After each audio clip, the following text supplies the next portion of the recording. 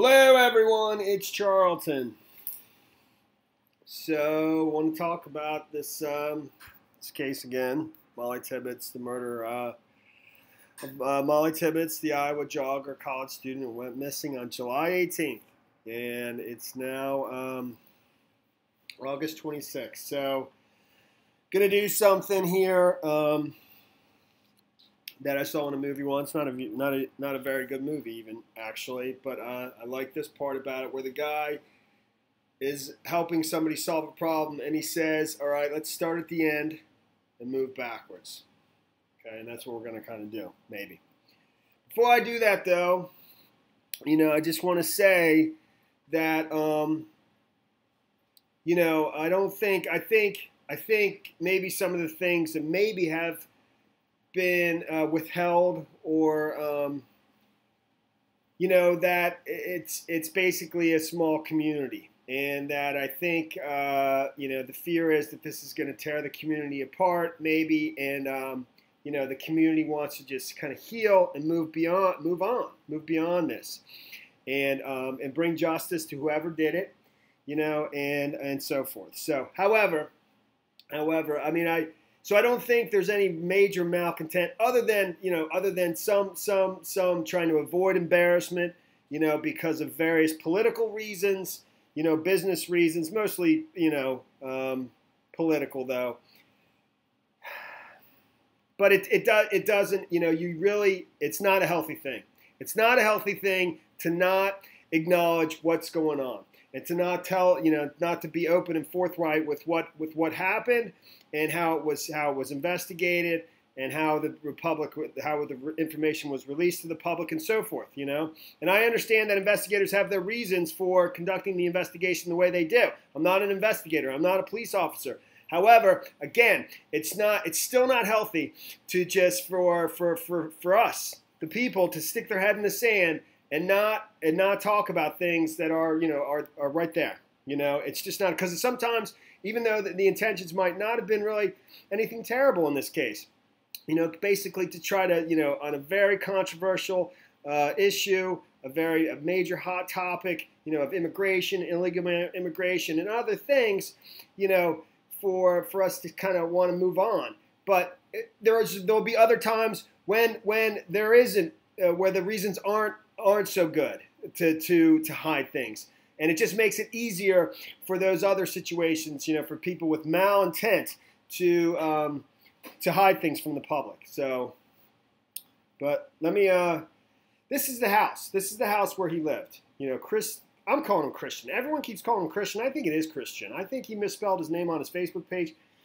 I don't know that for sure. Cristhian Rivera. Okay, and he lived at this house, as well as other migrant workers. I don't know how many. I saw in a report, and I saw somebody in the comments said that they had 10 employees at the farm that were basically migrant workers, and I assume the other 9 had the proper paperwork, and they're in the process of checking that and all that. I'm not here to necessarily blame anybody. The entire farming industry, basically depends on migrant workers. I've come to learn that, and I knew that already. I know the topic. I know how Iowa depends heavily on immigrant labor to survive in the worldwide farming market. And it's for very, very complex reasons of subsidies from other governments and so on and so forth, that they can't survive without the immigrant labor.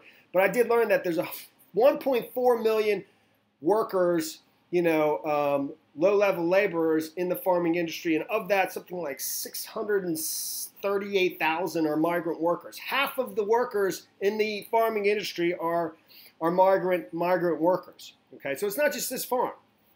All right, let me get to the point.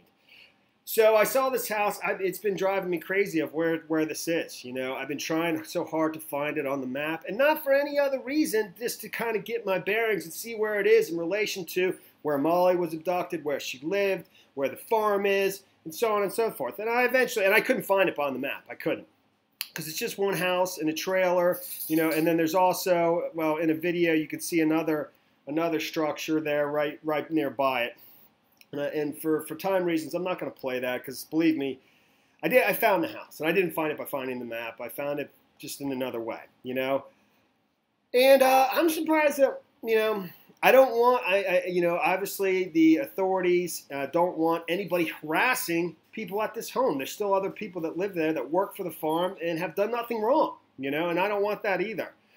Nevertheless, it's relevant, very relevant to kind of to how everything was rolled out, in my opinion. And these are just my opinions. So let's start at the end.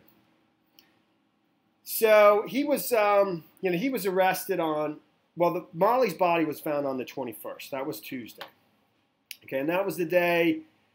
They gave the press conference and they revealed who was being charged with murder, which was Cristhian Rivera. And reportedly they had spoken with him just the day before, the Monday before. So we're here on the 22nd is when they found the body and did the press conference. On the 20th, on Monday, is when they had interviewed Cristhian Rivera, and supposedly he went without any kind of fight, and he willingly answered their questions, and he ends up confessing more or less to, at least the circumstances surrounding the crime, that he had approached her, had been following her, and and then just as she threatened to call the police because, if you don't leave me alone, and started to run away, he chased after her. And then she blacks out. He blacks out and doesn't come to until he's, at the intersection all the way, over in Guernsey on Highway 21, where he ends up disposing of the body. And then his memory's pretty detailed in terms of that. And by the way, I don't believe what I had believed previously, that maybe he was taking the fall for somebody else. I don't know I don't know if he's guilty or not. That'll go through the legal process naturally. So, but I don't think that anymore. And, there's a very, very, very slim chance that there's something else other than what's being prosecuted going on right now. But I don't believe that. But again, we don't know.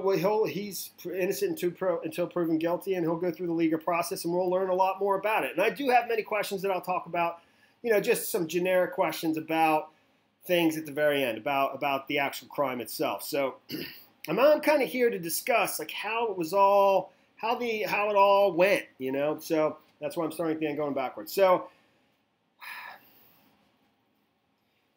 there was the press conference, and this was on August 13th. And there's something that happened in between that, but I'll get to that in a sec. On August 13th, they conducted the press conference. Mortvet, I think, was his name, and he's the public information officer, possibly. And then also Rick Ron spoke and took some questions after he spoke. And this is when they introduced the website they had launched, and announced to help in the search of Mollie Tibbetts, and also to, give people another means to report tips. They had a link where you could you could remain anonymous, or, and they gave you this interactive map.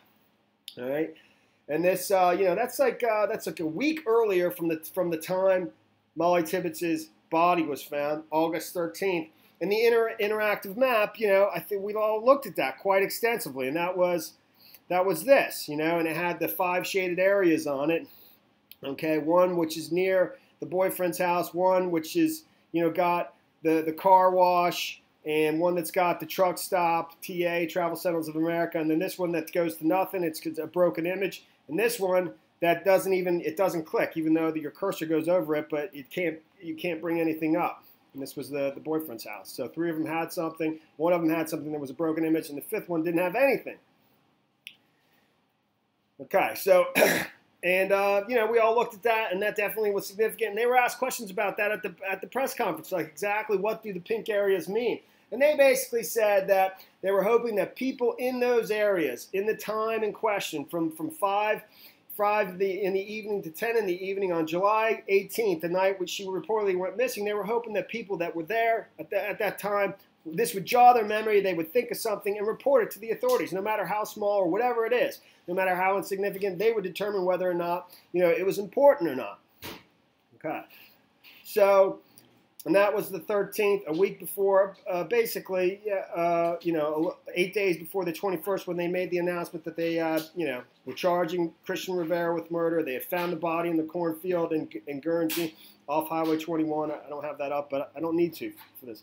And at that press conference, they basically said that the way they had identified Cristhian Rivera is they had somebody from the general public had brought forth a video, a surveillance video.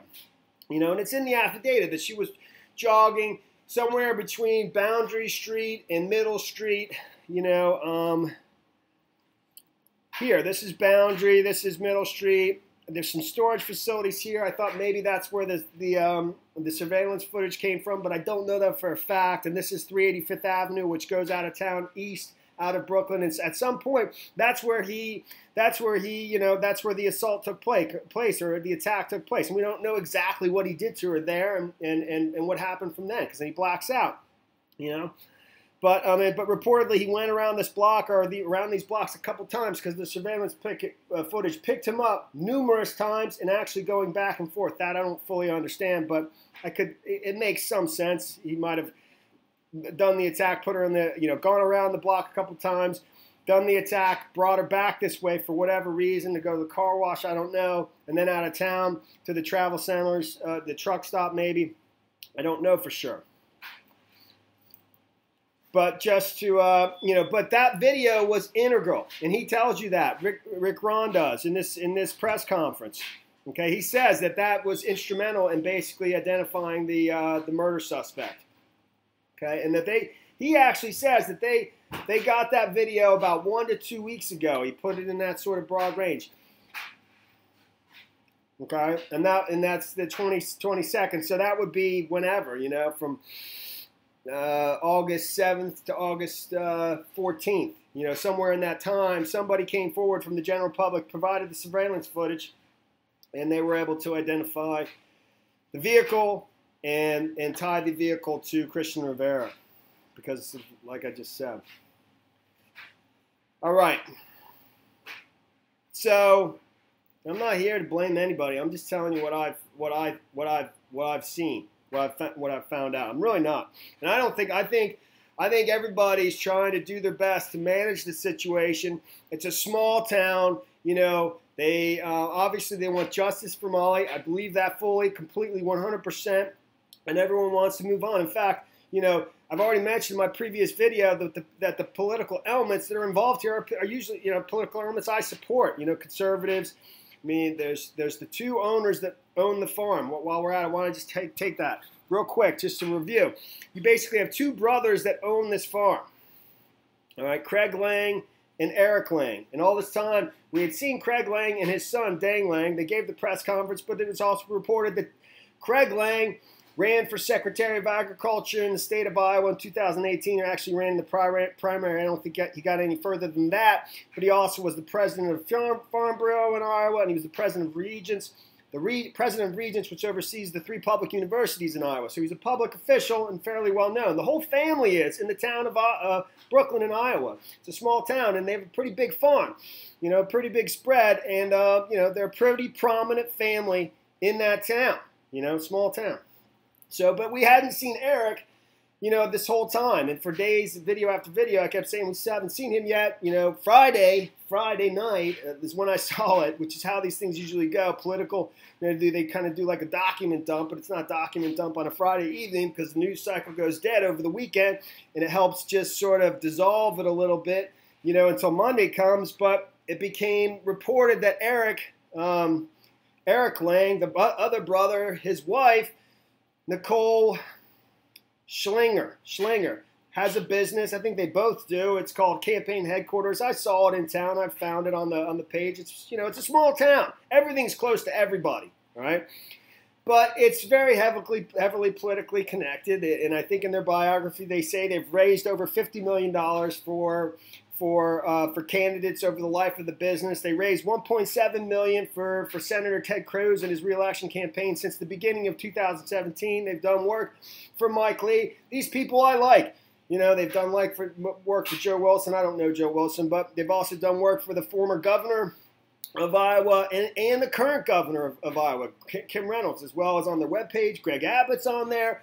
They even did work for a PAC that's like something about fighting sanctuary cities that I think's now dissolved. But in terms of the hypocrisy here of a foreign potentially employing illegal aliens, but at the same time also co-owning a business that helps raise funds for a PAC that fights sanctuary cities is pretty thick. And a lot of this has been to manage the embarrassment surrounding that thing, but also because of these public officials are, prominent public officials, not just like the Iowa guy, Craig Lang, okay, but people that are nationwide known, like Ted Cruz and others, the governor and so forth.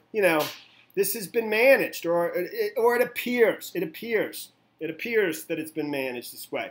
And that's why I thought, it seemed that Craig Lang, a decision was made to make Craig Lang the public face of this as they started to announce this to the public. Him and his son, who manages the farm. Okay, but it really does. I don't know. These things just, they're just there, and I'm looking into it, and as I'm finding them out, it looks like it's more than that. And there's the whole thing about Pence meeting with the family, and that happened on the 15th, okay? And that was, 2 days after the launch of the website, the interactive website, this one right here, right? Pence is meeting with the parents of Mollie Tibbetts on Air Force Two, just expressing his at this stage, we don't know what's going on, but just saying that, we're dedicated to finding Mollie and anything we can do, something like that. And the parents reported that it was very, it was very nice, to meet with him and, reassuring. Touching, I think, is, I don't know exact words they used. But that's 2 days after the launch of this website, which in my opinion, I thought it seemed really strange to me. It really did. For the vice president of the United States, I understand Iowa. And it's not just the fact that this family's got major political connections, but the entire state, because every presidential campaign begins in Iowa. And, this has nothing to do with Pence, even though Pence will run for president one day. It's just it's of much more political significance because it's Iowa. This family, I don't even think they're that wealthy. I don't, But Iowa's always been this way. It can actually determine a presidency just because it all starts there. Just as significant, But the fact that Pence, was meeting with the parents, of a missing persons, that doesn't normally happen, with the missing persons. You don't meet with the vice president. And so obviously this captivated the nation. Everybody, all eyes were on this. Which brings me to the video again. Okay, let me circle back to that. And I'm kind of all over the place, but just hang with me, man.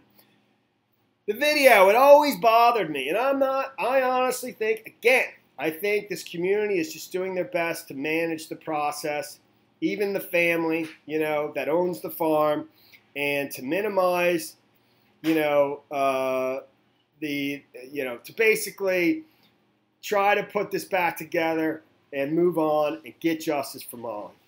So I'm not trying to do, but I still think we should know. I think we should talk about it.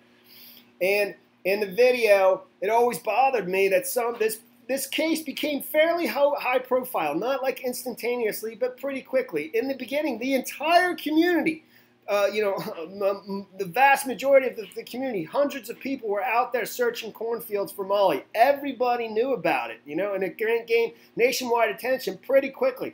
So it always seemed extremely odd to me that surveillance footage, that anyone who might have surveillance footage in the community that might have been where Mollie was jogging, wouldn't have looked at it and brought it to the authorities pretty quickly, and it wouldn't have taken in excess of 2 weeks for it to be brought to the authorities. Okay, and so that's just a major question I had. In fact, it was a major question I had, that why it took 1 to 2 weeks for the FBI or the DCI to actually look at it and pin down a vehicle that, and then pin down the person who's driving the vehicle. Why? That's too long as well. It really is. It seems just not that plausible to me. So, all right. Let me go back to this website. So, I did find where the home is, and I found it through ways because I have some knowledge of it's not that hard to do it, but I'm not going to reveal it. I'm going to speak in relatively plain terms. because I don't want people harassing anybody, and I don't think anybody. We don't even know if this dude's guilty yet. You know, he'll be go through the legal process, and I think justice will be served. But I don't think anybody else, any other migrant workers are responsible whatsoever. And you know, I wouldn't want them to be harassed. Not his girlfriend, not anybody. You know, only the person who's responsible for the crime. But from the beginning, it's really strange. I kept always wondering, you know, why these things, you know, why, you know, this, and this brought something up. And this one actually gives you a notation at the bottom about a car wash, you know, and this one does about the truck stop, you know, the TA Travel America's truck stop. So we looked at that, and, you know, what could that mean? And this is, you know, this is 358th Avenue on the west side of town where the boyfriend lives, you know. But this one brings you to an image, you know, that's nothing that comes up, and this one doesn't come up at all. Okay. Now, Fox News actually provided a graphic of the Google satellite of this area, and I pinned that down. I don't have it up here right now. There's a couple different, you know, farm locations near it, and it's near Bear Creek, you know, and that sparked some theories on my own part because it's near creek and stuff. But this one, I'll get to the point. This one is where the trailer is, okay? And you know, this is where the farmhouse is, where the person who's been charged with murder was living. It's in that vicinity. So it just seems very strange to me. Very strange to me. You know, a number of different things. You know, I mean, for starters, you know, anybody who's looking at this map that's from that community that owns property right there, you telling me they didn't look at that and didn't think, hey, I own some land right there, you know, maybe, I don't know, maybe I should go check it out or whatever. I mean, that's just, the other thing is, you know, I mean, to me, I don't know though, to me, I don't know this for a fact, but it seems it's just alleged or whatever. I just don't know. It's speculation, but it seems like, you know, there was foreknowledge of this, that before it was made public to the public, made public, that somebody already knew what was going on. It was only, and they were figuring out how to roll this out to the public in a way that will, you know, minimize the embarrassment, the damage for the community, you know, not put too much attention on the fact that it's an illegal immigrant that maybe perpetrated the crime and so forth.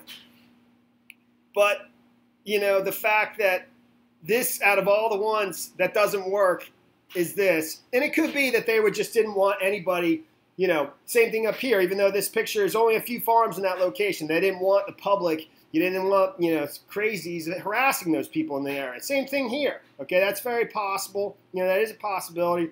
But still, you know, I mean, if you basically, like I said, start at the end and move backwards, start at, you know, Tuesday, they find the body, or they give the press conference that they found the body, you know, and charge Cristhian Rivera with murder. The Monday before that, they had interviewed Cristhian Rivera. But they say at that press conference on Tuesday that 1 to 2 weeks ago, they got the video that basically helped them identify him, okay? But 1 week prior to that press conference, they had launched this website with this oval on here, okay? And, you know,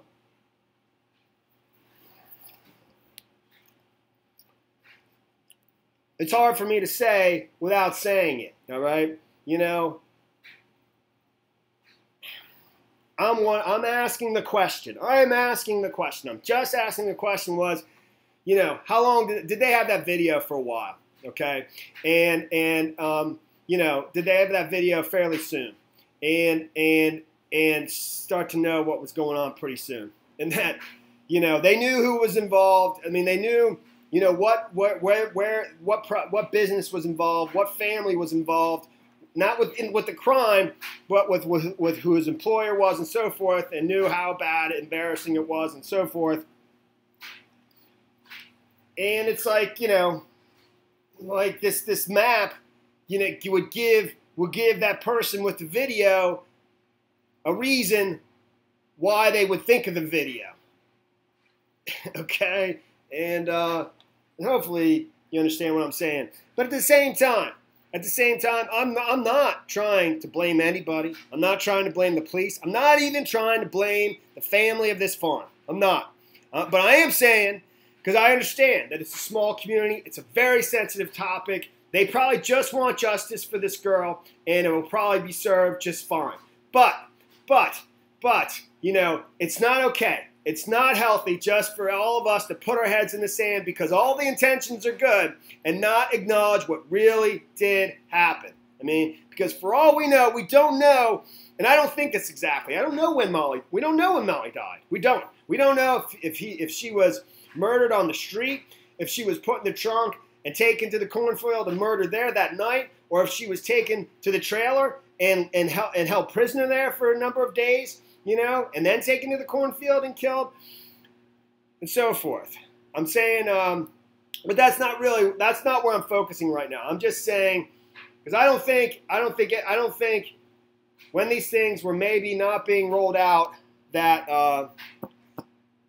you know, I don't think anything could have been done to stop this, basically, to stop Mollie being killed. I don't think that at all, not in the slightest. But,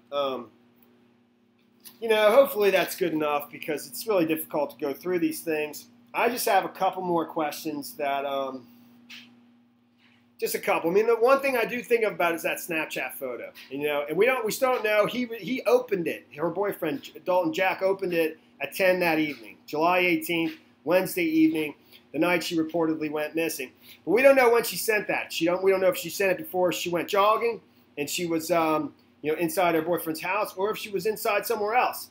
And I wonder if she didn't take that Snapchat photo, if he didn't force her to, or somebody didn't force her to take that Snapchat photo so that he would have at least 24 hours before anyone would know she was missing. That might not be the case. It's very possible she sent that before she went jogging and her boyfriend opened it later that night because he was just busy all day, whatever, with work, and didn't open it until 10 at night. But it's also possible that she did take it, you know, after she had been abducted. Not likely, though, because she had been attacked already. I mean, did she take that Snapchat photo from the trailer, from inside the trailer? And he's got her prisoner and he's forcing her to do it, you know, and to put on a happy face, send a message.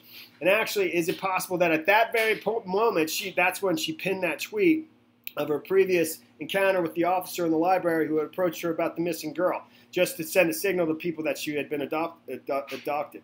So my other question is, you know, when, and we're going to find all these things out from the autopsy, when she died, and whether or not she was sexually assaulted and raped. I mean, they've only released a preliminary report, or not even, just a few pieces of information that she suffered multiple sharp force injuries, which basically typically indicates she was stabbed to death.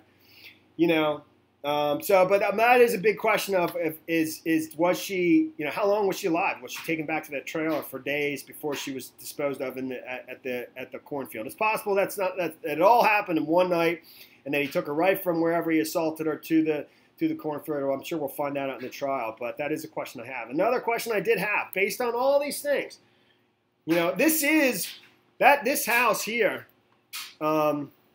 this is owned by the farm. Okay, the farm owners. The Lang family, I don't know exactly which specific individual owns this parcel of land, but it's owned by them.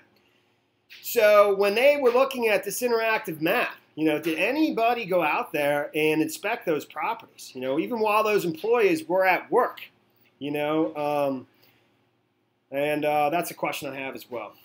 All right, I'm going to end this video. Thanks for watching my videos. Please subscribe to my channel. Give me a like down below, and I'll see you in the next video. Later, man.